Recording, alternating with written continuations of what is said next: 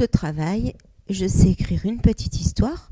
La première chose que tu vas faire, c'est de découper les 3 images et tu vas essayer de les remettre dans l'ordre pour former une petite histoire. Quand tu as placé dans l'ordre les images, que tu les as collées, tu vas raconter l'histoire en t'aidant de chaque image.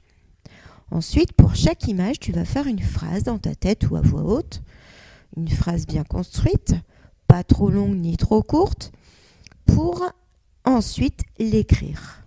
Quand tu as bien fait cette phrase, tu la gardes dans ta tête et tu l'écris tranquillement, un mot à la fois.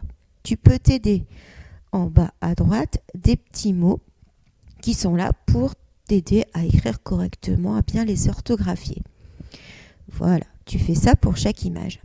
Et ensuite, tu relis ce que tu as écrit pour voir si on a tous les ingrédients, tous les 3 amis là, de la phrase, le point, la majuscule au début et le sens surtout. Voilà. Allez, on se retrouve pour la suite, pour la correction, où j'ai remis les images dans l'ordre et j'ai fait une petite phrase qui n'est pas forcément la même que toi, mais ça t'aidera à voir ce que j'attends de toi pour cet exercice.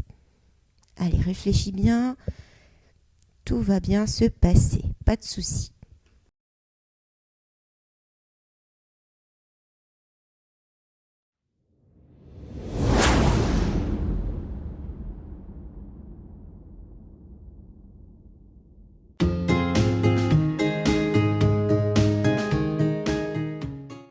Alors, on reprend donc la feuille de départ. Tu as découpé les images et fait une petite phrase pour chacune. Alors, voici ce que moi j'ai fait.